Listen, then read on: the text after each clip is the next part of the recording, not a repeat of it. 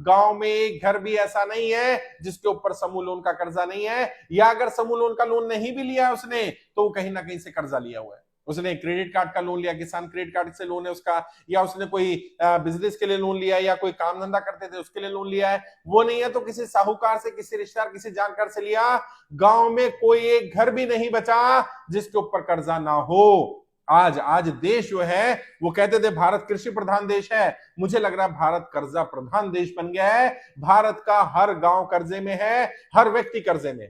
और ये यही है 70 सालों में हमारे सभी पॉलिटिकल पार्टी, सभी नेताओं का किया गया विकास, कि देश की जनता को पूरी तरह कर्जे की दलदल में फंसा दिया गया।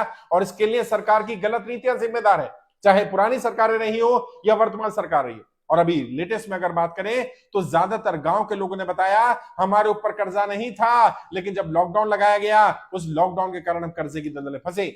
बहुत सारे लोगों ने बताया नोटबंदी के बाद हमें ज्यादा दिक्कत आनी शुरू हुई, और गांव में क्योंकि सामान खरीदना होता है, किसान के पास समय पर पैसा नहीं आता है, केवल फसल के समय आता है, वो भी अगर फसल खराब ना हो तो उस समय पर क्या करते हैं, समूह का लोन ले लेते हैं। 50,000 1 लाख रुपए ले लिए, बच्चे की शादी करनी है, सामान लाना है, दवाई दारू करनी है, जो करना है वो अपने इलाज में खर्च कर लिया। अब उसकी किस्त देना मुश्किल हो जाता है। जब तक वो किस्त भर पा रहे हैं तो भर देते हैं, लेकिन नहीं भर पाते तो क्या करते हैं, वो एक और समूह लोन ले लेते हैं। अभी एक भाई की पत्नी के नाम से ले लिया, दूसरे समूह में दूसरी भाई की पत्नी चली गई, और फिर अलग अलग कंपनियां चल रही हैं तो एक ही महिला अलग अलग ग्रुपों में चली गई। कई घरों में बताया 10-10 12-12 समूह लोन चल रहे हैं, और हर समूह लोन की किस्त अगर 1,000 रुपए की मान ले तो 12-15 हजार रुपए हर हफ्ते की किस्त है। और जी हाँ, हर सप्ताह आते हैं। देश का कोई गांव ऐसा नहीं बचा, गांव में कोई घर ऐसा नहीं बचा जहां समूह लोन ने अपने पैर ना पसार लिए हो। और हमें लगता था शायद नॉर्थ इंडिया की समस्या है, अभी हमें पता चला साउथ इंडिया में हाई रेट ऑफ इंटरेस्ट पर पैसा दिया जा रहा है। 30-30% पर पैसा दिया जा रहा है समूह लोन में, और लोगों के ऊपर पेनल्टी लगाई जा रही है, जबकि समूह लोन में पेनल्टी का कोई प्रावधान नहीं है।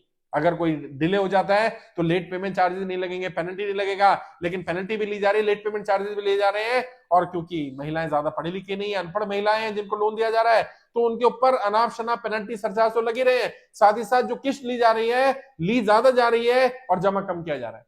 उनका कार्ड में 500 रुपए लिखे जा रहे हैं, 600 रुपए एक घर से इकट्ठा कर रहे हैं, एक व्यक्ति से इकट्ठा कर रहे हैं, हर हफ्ते आ रहे हैं। अच्छा, किसी की मंगलवार किस्त जा रही है, किसी की बुधवार जा रही है, किसी की शनिवार जा रही है, और यहां से पैसा लेके वहां दे दिया, वहां से वहां दे दिया।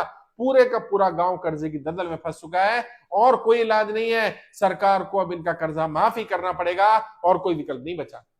और जो लोग सरकार की गलत नीतियों के कारण कर्जे की दलदल में फंसे, चाहे नोटबंदी कारण हो, जीएसटी कारण हो, लॉकडाउन के कारण हो, या सरकार की किसी और नीति के कारण हो, सरकार ने महंगाई कंट्रोल में नहीं करी, महंगाई इतनी हो गई, लोग अपने घर के खर्चे खुद नहीं कमा कर पूरे कर पा रहे, तो लोन ले लेते हैं, समूह लोन ले लेते हैं। वैसे तो हमने मना किया, हम रिकमेंड करते हैं कि लोन के चक्कर में ना फंसा जाए, लेकिन जो लोग ऑलरेडी इस जाल में फंस चुके हैं, जो सरकार की गलत नीतियों के कारण पूरी तरह गांव के गांव बर्बाद हो गए हैं, और लोग पलायन करने पर मजबूर है। और इससे अगली स्टेज पर क्या होता है, जब व्यक्ति किस्त नहीं भर पाता, जब इतना ज्यादा लोन हो जाता है, तो उसकी घर की महिलाओं के साथ बदतमीजी की जाती है।